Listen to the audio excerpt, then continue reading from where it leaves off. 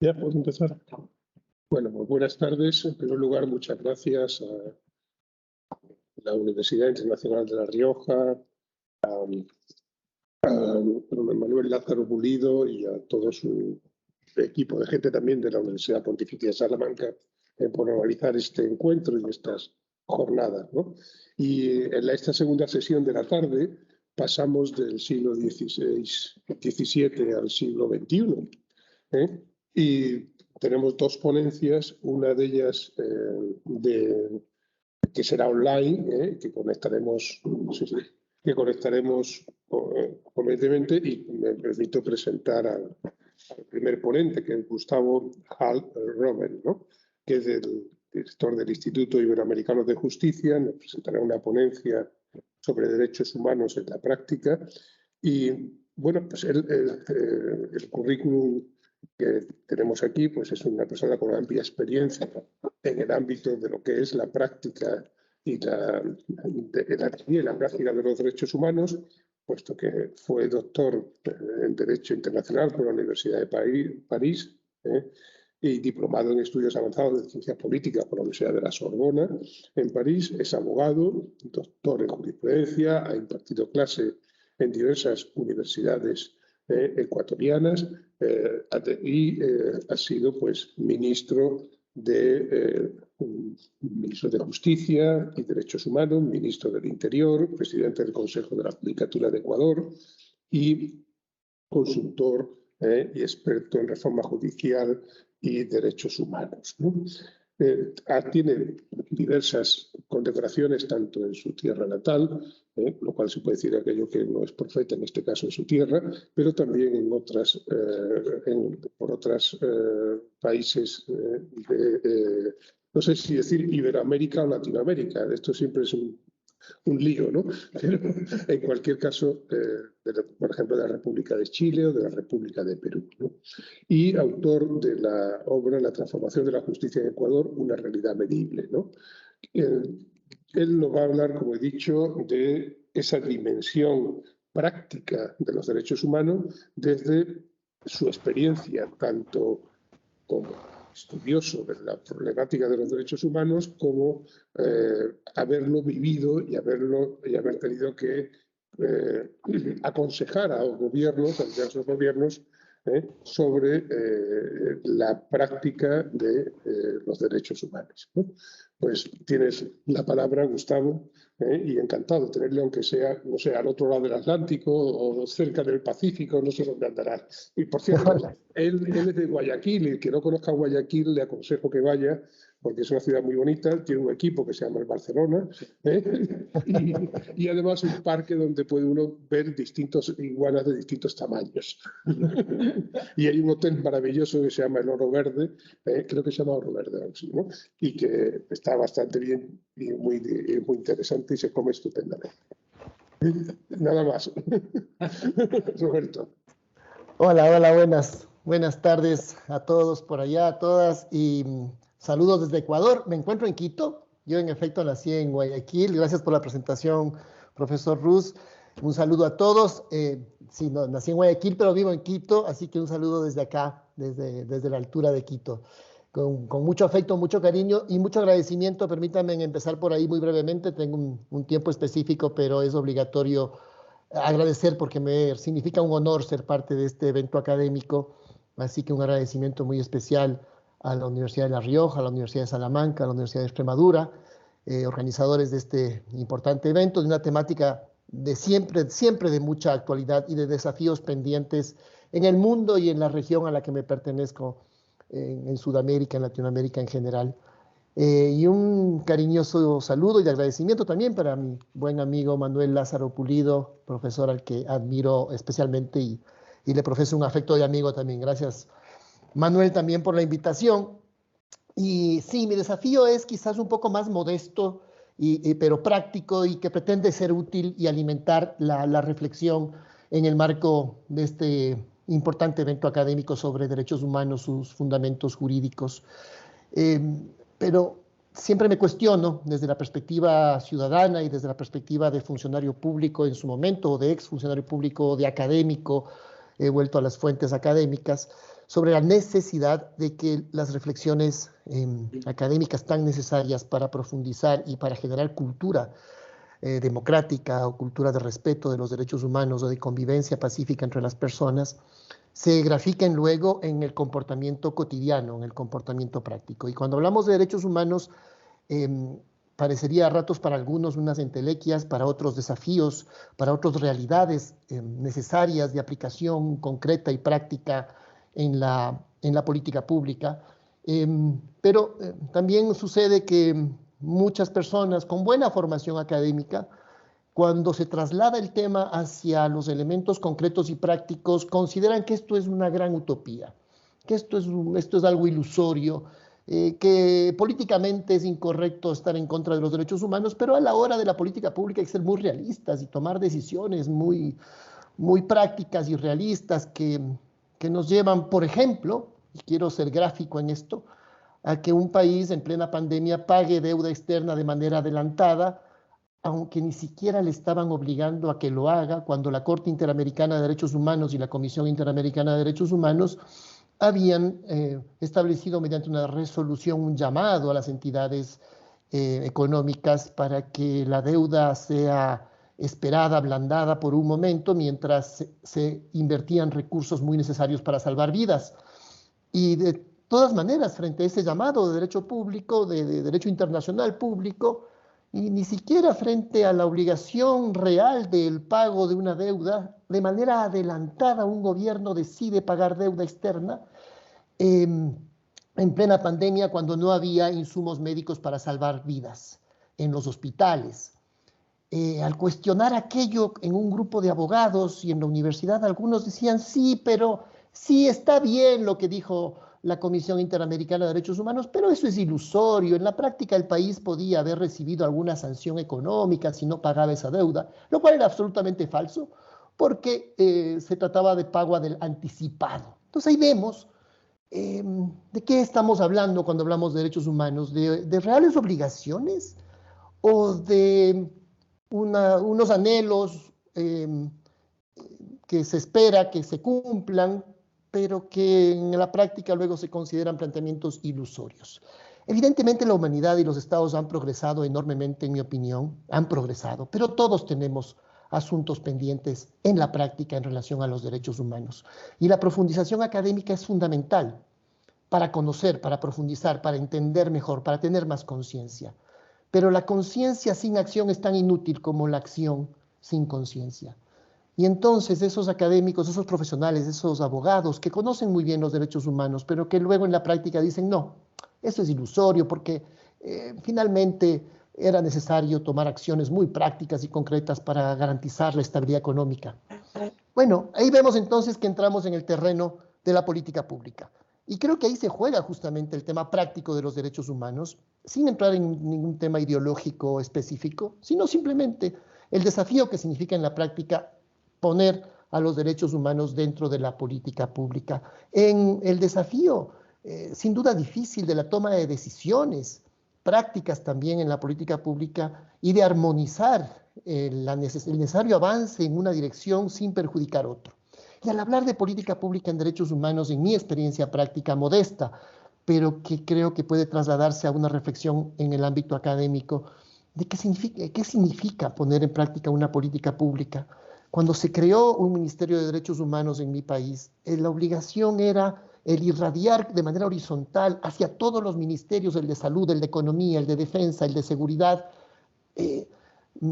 parámetros de real aplicación de los derechos humanos, sin que entremos en ese grave error que significa jerarquizarlos, porque aunque todos coincidamos teóricamente que los derechos humanos no se jerarquizan, que son universales y que todos tienen la misma dimensión, en la práctica acabamos dándonos cuenta que sí les damos más importancia a unos que a otros y que en la práctica estas son decisiones de política pública. A veces por escasez de recursos, a veces por voluntad política, pero en la práctica aún hay mucho pendiente que analizar sobre si en efecto no los estamos jerarquizando. Algunos le dan mucha importancia a los sociales y económicos, descuidándolos de libertad y atentando entonces contra la democracia, pero justificando aquello en función del avance de acceso a derechos. Y otros descuidan absolutamente el acceso a los económicos y sociales, dándole un gran énfasis a los derechos de libertad. Cuando todos sabemos que derechos de libertad, derechos de igualdad, los económicos y sociales, los derechos colectivos, que ahora les llaman también de tercera generación, y bueno, no entro en esas clasificaciones, necesitan ser armonizados en la práctica dándoles la misma dimensión. En mi opinión, necesitamos tener mecanismos, y ahí creo que la academia puede hacer mucho también, de medición.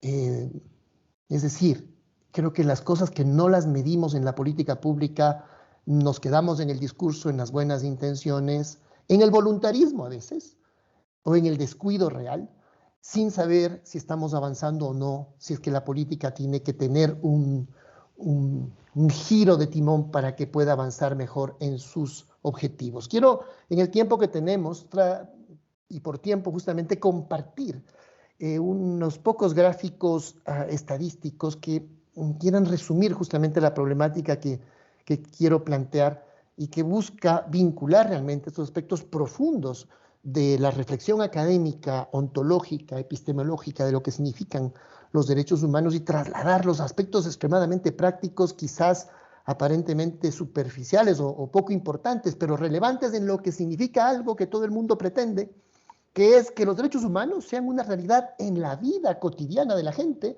para que no nos quedemos en las abstracciones conceptuales, que sean una realidad en la vida de la gente. ¿Y quiénes son los obligados a trasladar aquello y hacer una garantía de desarrollo de esos derechos? Pues en principio los gobiernos y los estados. Voy a compartir estas imágenes rápidas que solo buscan resumir las problemáticas de la manera más rápida, porque hay un elemento esencial también que quería mencionar en este marco conceptual inicial, es que hay dos elementos que se relacionan en mi experiencia muy estrechamente para que esto se convierta en una realidad, que son los espacios de seguridad, las condiciones de seguridad de una sociedad.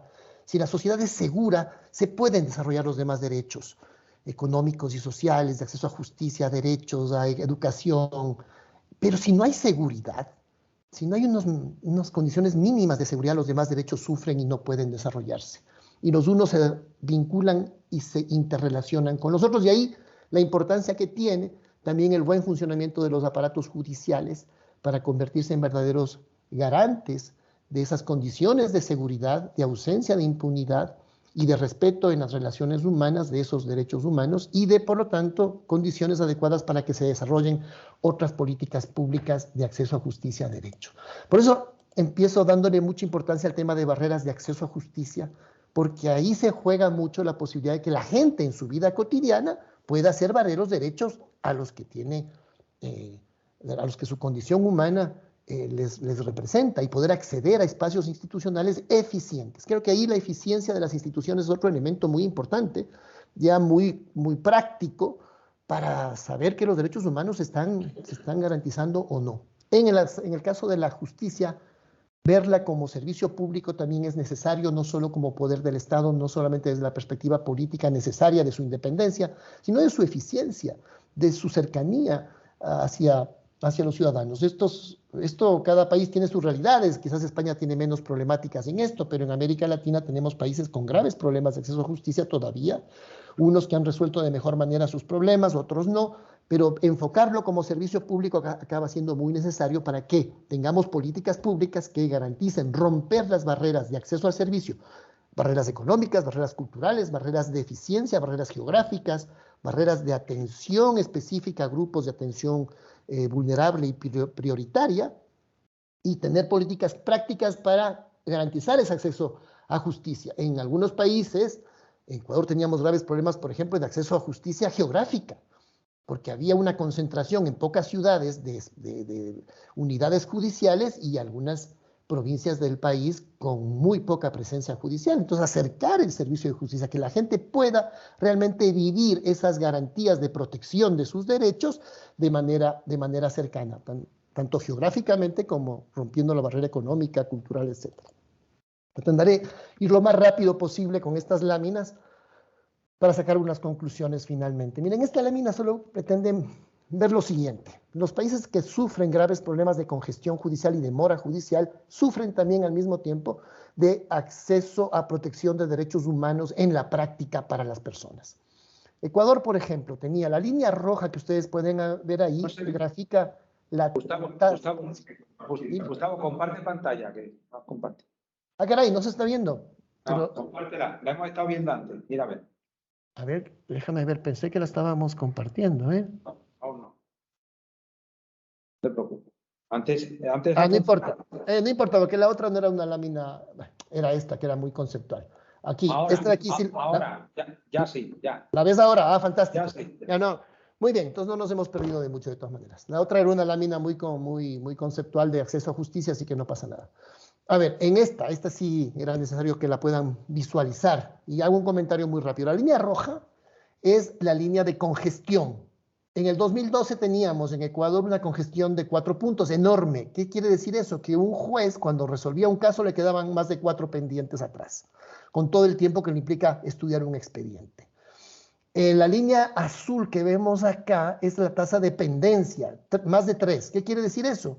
Que si cerraba en el 2012 el Poder Judicial, le quedaba y solo se dedicaba a resolver lo que tenía sin que le entre un proceso nuevo, se demoraba 3 años en ponerse al día solo despachando lo pendiente. Evidentemente, le iban llegando cada vez más casos al día siguiente. No es que uno solo se queda despachando lo pendiente, pero si fuese así, son 3 años para ponerme al día. Y la línea verde es la tasa de resolución. Es decir, anualmente solo resolvía el 70% de lo que me entraba y me quedaba el 30% para el año siguiente, creando y generando una bola de nieve cada vez mayor. Se logró hasta el año 2018 que esto baje enormemente y estar en estándares bastante normales. Esto garantizó también mayor acceso a derechos humanos, porque la gente podía acceder rápidamente a una justicia ágil, rápida y transparente, que la gente pide 2 cosas a nivel de justicia: transparencia y rapidez. Esto se logró, pero no por generación espontánea. Aquí hay decisiones de política pública, de diseños procesales que permitan hacer esto.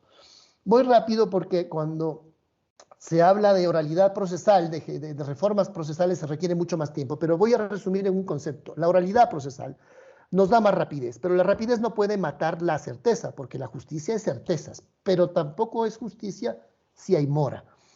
Y si no hay justicia, pues todos los derechos humanos sufren en la práctica. De la gran importancia de verle al servicio público de justicia desde esa perspectiva también práctica de servicio público ágil, rápido, y que ofrezca lo que la gente quiere y donde se basa la justicia, hasta en términos filosóficos, sobre la base de la verdad, de las certezas. Pasamos de juicios civiles, estoy hablando aquí, de 2 años, 3 meses, a juicios de 5 meses, con mayor rapidez, tomando evidentemente todas las precauciones del número de jueces, de la capacidad tecnológica y de la capacitación para poder decidir en un sistema nuevo, ya no en el sistema escrito, largo, que ya no tenía soluciones, porque aunque pongas 200 jueces más o 1000 jueces más, el problema escrito no se resuelve. Así que la oralidad para nosotros fue un elemento que no solamente lo vimos como un mecanismo de gestión rápida, sino de derecho ciudadano. Es decir, la oralidad vista como garantía ciudadana de un buen proceso para que se juzgue con transparencia, se resuelva con agilidad y transparencia. Ahora, eso tuvo una relación directa con este otro gráfico, ya en materia penal. Cuando se tomaron algunas decisiones procesales que permitieron que los procesos, los tribunales penales se dediquen a lo más importante, al juzgamiento de delitos graves como el homicidio, las violaciones y otro sistema procesal paralelo al robo del celular, a delitos de menor cuantía que se juzgaban bajo otros procedimientos, se descongestionan esos tribunales y esos tribunales empiezan a esclarecer delitos de mejor manera. Entre el año 2002 y 2017 hay una gran diferencia en la manera en la que se esclarecen los delitos. Antes se esclarecían apenas el 30-40% de los delitos, se llegaron a esclarecer el 90% de los delitos, de homicidios. Y eso tuvo una relación directa en la caída de la violencia en la sociedad. Ese es un elemento. La violencia evidentemente tiene 1000 factores, muchos factores, es multidimensional como se dice, pero la impunidad es uno y muy grave si se resuelve el problema de la impunidad junto con el acceso a otros derechos que vamos a ver, los económicos y sociales, tienes en la sociedad un decaimiento de la violencia radical como se grafica en Ecuador entre el año 2012 y 2017. Y esto se puede medir desde la perspectiva de mayor eficiencia del Poder Judicial, de esclarecimiento de delitos y de acceso a derechos. Esas dos variables inciden directamente en el decaimiento de la violencia en una sociedad, de 12 homicidios por cada 100.000 habitantes a 5. ¿Y qué contexto da este? Que hay un contexto de más respeto a los derechos de las personas y de la posibilidad de desarrollar de mejor manera la dignidad y el proyecto de vida de las personas. Que si no se puede garantizar el proyecto de vida, no se garantiza absolutamente nada en la vida cotidiana. Que los derechos humanos al final del día tendrían que ser eso, ¿no? Parámetros de convivencia cotidiana entre la gente. Este gráfico nos demuestra también un poco esa relación que estaba hablando hace un instante. La caída de la pobreza, sobre todo de la pobreza extrema, entre el año 2009 y el año 2016, también va acompañada de la caída de la violencia en el país entre el año 2012 y 2017. Es decir, cae la impunidad, cae la pobreza extrema y cae la violencia. Y si cae la violencia y hay niveles de seguridad en una sociedad, hay posibilidades también de desarrollo de los demás derechos humanos. Si no hay esto, si no se resuelve el problema de la violencia, y América Latina es el país más violento y al mismo tiempo más desigual del planeta, y esas dos variables están intrínsecamente relacionadas en la práctica. Y aquí vemos, desde el año 2017 empieza nuevamente a crecer la pobreza extrema, y esto tiene una relación directa con el crecimiento de la violencia también, que nuevamente recrudece en nuestro país.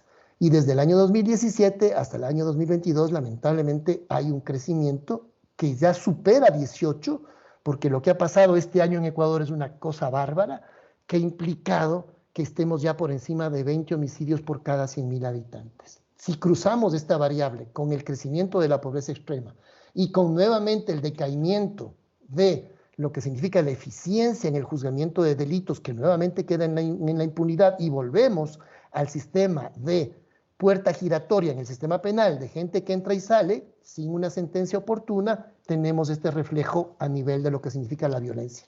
Y cuando percibes este nivel de violencia, la gente tiene miedo, y por lo tanto, cuando tienes miedo, otros derechos humanos básicos, como salir tranquilo a la calle, empiezan a vulnerarse. Y esto también lo ha medido Naciones Unidas, porque en su último informe sobre desarrollo humano, Ecuador grafica un retroceso de una década, como lo dice este informe de Naciones Unidas, en el que Ecuador vuelve a niveles del año 2010, de más de una década de retroceso, a nivel de lo que significa el desarrollo humano, que se mide. Desarrollo humano. Pero tiene que pedir la autorización y todo. Hay un micro, sí. Desarrollo humano que se mide en función del acceso en la práctica de los derechos humanos de una población a educación, a salud y a seguridad, que son dos elementos tan esenciales. Voy a tratar de resumir rápidamente, porque no quiero que se me queden estos elementos prácticos también. Ahora, en la lucha contra la inseguridad, que es muy importante para que se puedan garantizar otros derechos en la práctica, hay que respetar los derechos humanos, porque si se lucha contra la violencia, con más violencia, caemos en ese círculo vicioso. Es decir, el Estado de Derecho, la nobleza del Estado de Derecho, es luchar contra la ilegalidad con legalidad y con eficiencia, porque la deriva de lo que se llama el populismo penal no nos conduce a las soluciones, solamente pensar en agravar las penas, etcétera, sino más bien pensar en ser más eficientes en el juzgamiento y en el tratamiento de un debido proceso. Y un elemento muy práctico, por resumen nada más. Por ejemplo, teníamos un grave problema con las boletas de excarcelación. Un sistema manual demoraba 72 horas, en el mejor de los casos, para que una persona que ha sido declarada inocente, o que una persona que tenía prisión preventiva y fue declarada inocente, o que se le revocaba la prisión preventiva, o que ya cumplió su pena, se quedaba 3, 4, 5 días más en prisión hasta que la boleta de excarcelación termine llegando al centro de detención. Es decir, 4 o 5 días más de una persona presa que ya no debía estar presa. Con el sistema electrónico se disminuyó a 4 horas. Esto es derechos humanos en la práctica. Con este ejemplo muy sencillo, tal vez alguno lo vea como pueril o como muy simple, pero estos son derechos humanos en la práctica. Es decir, una persona no tiene que estar un día más privado de su libertad si ya cumplió su pena, o si se le suspendió la prisión preventiva, o si fue declarado inocente. Debe salir de manera inmediata, 4 horas. Un sistema que implica pensar en una política pública práctica para que los derechos de la gente sean respetados. Es apenas un ejemplo de muchísimos, evidentemente, de que se pueden poner para que en la práctica tengamos un servicio de justicia que respete los derechos humanos y una práctica pública de juzgamiento en ese sentido. O tener archivos organizados, una cosa tan simple como esta. Porque en la vida cotidiana de la gente, cuando vas a pedir tu expediente, si te está perdido o está desorganizado, como lo teníamos en estas fotos de aquí, pues significa vulneración de mis derechos en la práctica. No puedo ni siquiera saber dónde se encuentra mi expediente judicial. Y la organización de un expediente, de un archivo, significa respetar los derechos de la gente, de acceso a la información, de acceso a sus derechos. Pongo estos ejemplos simples que tal vez hacen mucho contraste con los grandes ejemplos más filosóficos que se puedan poner, pero que en la vida cotidiana de la gente, derechos humanos significa esto: acceder a servicios públicos eficientes, concretos y prácticos. O que los privados de libertad tengan una sentencia rápida. Antes teníamos 60-70% de gente privada de libertad sin sentencia, y luego se llegó a tener en un momento determinado casi el 80% de la población privada de libertad con sentencia. Estos elementos concretos y prácticos son los que quería poner de relevancia en este espacio de análisis, de discusión académica, y mencionar adicionalmente, voy terminando con esto, este concepto de seguridad jurídica y derechos humanos que es tan importante.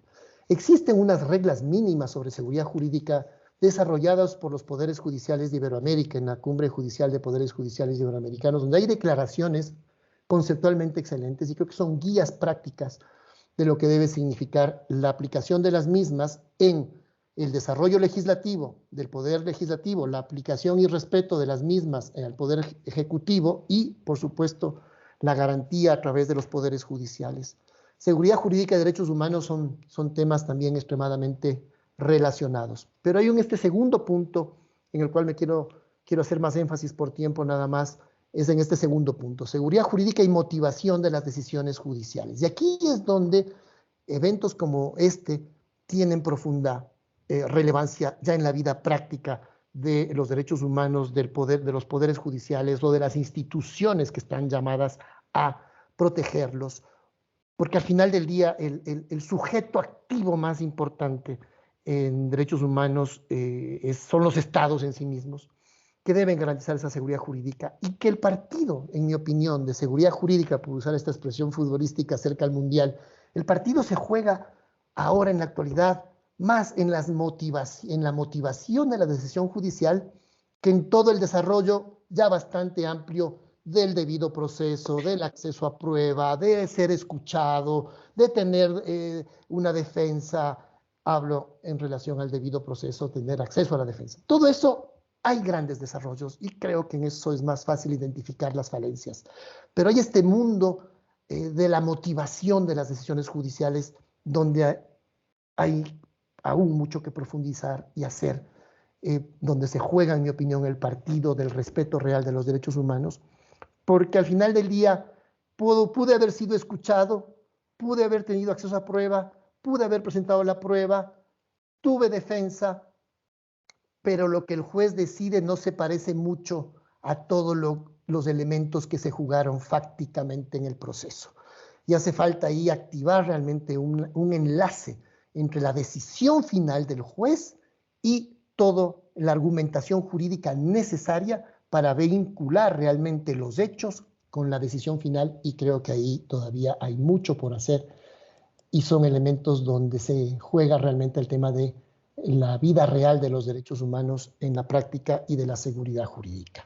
A manera de conclusión, estos 3 puntos nada más. Para que los derechos humanos puedan ser prácticos, se necesita planes interinstitucionales, un plan común de desarrollo, común entre las instituciones, el del Ejecutivo, del Legislativo y del Judicial, como un plan común realmente entre estas instituciones desde la perspectiva de derechos humanos y las corresponsabilidades institucionales como políticas de Estado en función del acceso a derechos civiles, el de acceso a derechos económicos y sociales en la misma importancia y jerarquía como la teoría y las universidades lo dicen. Es necesario diversificar los servicios de justicia en función de lo que la gente necesita. Modelos de demanda, no modelos de oferta de un servicio. Ver las necesidades y cada país tiene las suyas propias. España tiene su realidad, Ecuador la suya, Argentina. Y en función de esas necesidades, poner en práctica la política pública que nos garantice el acceso a esos derechos fundamentales. Creo que hay experiencia acumulada en la región y me parece que es importante también que la academia cada vez se involucre más también en los aspectos estadísticos, conceptuales, de conocimiento, pero también estadísticos, es decir, de medición del acceso real de las personas a estos servicios y a los derechos humanos. Termino con esta frase de Kofi Annan, ex secretario general de Naciones Unidas, que me parece que resume bastante bien toda esta problemática, cuando dijo: los pueblos necesitan desarrollo social para tener seguridad y seguridad para tener desarrollo social, pero no tendrán ni seguridad ni desarrollo social sin un irrestricto respeto de los derechos humanos. Me parece que esta frase grafica muy bien esa problemática y también, como en uno de sus libros Amartya Sen lo menciona, hay una diferencia radical entre esa concepción ideal de la justicia basada en esquemas y una concepción práctica y real de la justicia basada en realizaciones, que significa identificar las acciones concretas y prácticas de gobiernos y de personas para poder medir el avance de los derechos humanos. Muchas gracias. Termino aquí por tiempo y agradezco mucho por la atención.